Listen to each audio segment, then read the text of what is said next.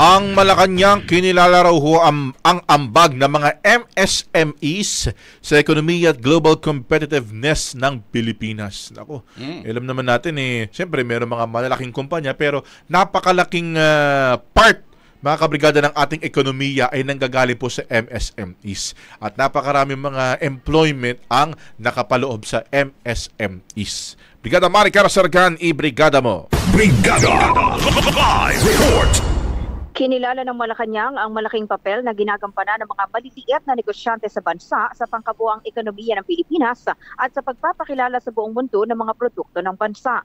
Sa awarding ceremony ng Outstanding MSMEs at Presidential Recognition for Outstanding Development Partners sa Heroes Hall sa Malacanang kahapon, sinabi ni Executive Secretary Lucas Bersamin na sa pamamagitan ng pagkilalang ito, ipinagdiriwang ng administrasyon ang mga nasa likod ng pagseserbisyo sa mga Pilipino na katuwang ng pamahalaan sa pagbubukas ng mas maraming oportunidad para sa taong bayan.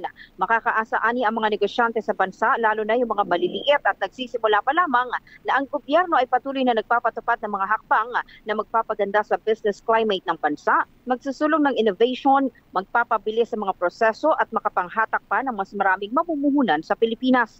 Sa ganitong paraan, ayon sa kalihim, mas lalong magiging competitive ang mga negosyo sa bansa at mas magagawa ng mga ito na makipagsabayan sa pandaigdigang merkado. In the heart of changing lives, ako si Brigada Maricar Sargan ng 105.1 Brigada News FM Manila, the Music and News Authority.